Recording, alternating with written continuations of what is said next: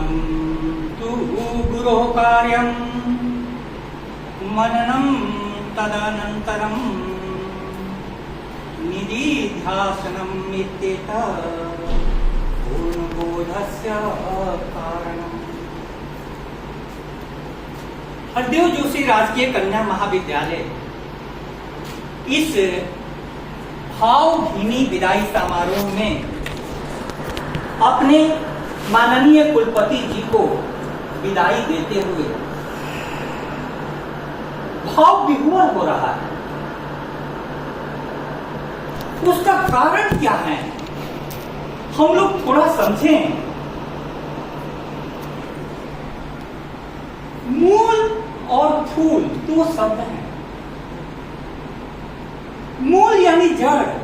जब जड़ को हम देखते हैं कैसा होता है, और वही मूल जब फूल बनता है तो कैसा होता है। आप थोड़ी कल्पना करें, मेरी नजरों से देखें सर को। मूल फूल से पूछता रहा, ऊपर कुछ पता चला। मूल फूल से पूछता रहा, ऊपर कुछ पता चला। अब फूल मूल से पूछता रहा, नीचे कुछ सुराग मिला। जब कोई फूल खिल जाता है तो पता करना मुश्किल होता है कि यह वही बीज था। इस बांसवाड़ा की धरती पर जो पढ़े लिखे हमनी के बीच में इसी धरती पर पले बढ़े, वह फूल आज खिलकर शिक्षा जगत में बांसवाड़ा का नाम पूरे भारत में रोशन कर रहा है। आप सोचो कितनी बड़े प्रेरणा का स्रोत है कि हमारे बीच में हमारे जैसे ही परिवेश से इस प्रकार की खिलावट जिंदगी की हो सकती है। लेकिन सर का मैं विशेष रूप से आदर इसलिए करता हूं, अभी भी मैंने सर को साफा पहनाया, उनके शब्द मेरे को और भाव विह्वल कर गए। उन्होंने कहा कि आप अपने वार्षिक लेख को लिखते रहिएगा, हमको भूल कर जाइएगा। सर कौन भूलेगा आपको। प्रेम ऐसी चीज है जिसके बंधन में हर कोई बंधना चाहता है। बंधनानि खलु सन्ति बहुनि प्रेम रज्जु दृढ़ बंधनम अन्यत् दारु भेद निपुणो अपि सडंद्रे निष्क्रियो भवति पंकज कोशे। सर वेद विद्यापीठ की तो स्थापना आपने कर दी, लेकिन संस्कृत के इन श्लोकों के अर्थ समझ नहीं पाते। यह श्लोक कह रहा है बंधन कई प्रकार के होते हैं, प्रेम का बंधन अनूठा होता है। जो भौरा काठ की पेटियों को छेद कर बाहर निकल जाता है, वह फूल की कोमल पंखुड़ियों में रात भर मजे से बंद रहता है। सर के कुल सचिव रहे हुए मोहनलाल सुखाड़िया यूनिवर्सिटी के व्यक्ति मेरे घर से घनिष्ठ रूप से परिचित हैं। उनसे मैंने कहा कि सर की विशेषता बताइए एक जो आप बता सकते हैं। उन्होंने कहा कि सर बहुत प्रेम से किसी को सुनते हैं।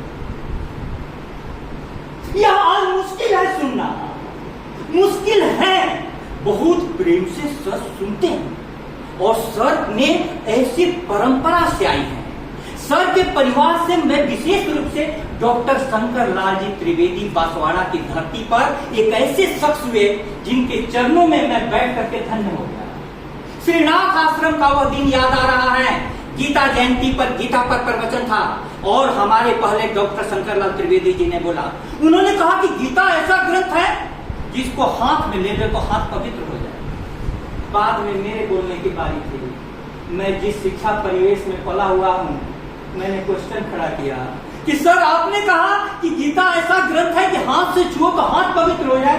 इसी गीता पर हाथ रख करके लोग अदालतों में शपथ लेते हैं और झूठ बोलते हैं। झूठ बोलने वाला है वो, उसके हाथों में गीता है।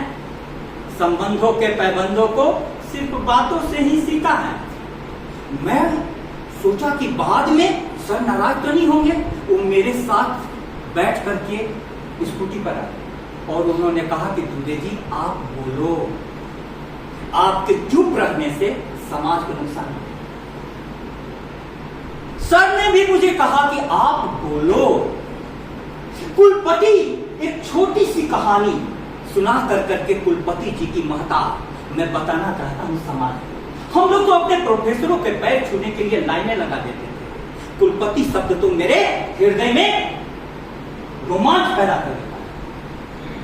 राजा ने कहा कि मुझे किसी विशेष विषय पर राय लेनी है। अपने मंत्री को कहा, आप आदेश जारी करो। कुलपति जी सभा में उपस्थित हुए। उस मंत्री ने कहा कि हे महाराज, हमारी संस्कृति के अनुसार यह उचित नहीं होगा, आप मेरा इस्तीफा स्वीकार कीजिए। बोला कि आप इस्तीफा क्यों दे रहे हो? बोले कि इसलिए कि आपने कहा कुलपति जी को आदेश जारी करो और वो हमारी सभा में उपस्थित हो, विमर्श आपको लेना है। कुलपति के लिए आदेश जारी नहीं होता है, भारत की परंपरा नहीं है, भारत की राजनीतिक संस्कृति नहीं है। कुलपति से विनती होती है। और दूसरा, कुलपति जी आपके सामने उपस्थित नहीं होंगे। मेरी बात मानिए तो आप कुलपति जी के पास चलिए। ये है भारतीय संस्कृति। बादशाहों का फकीरों से बड़ा रुतबा न था उस समय।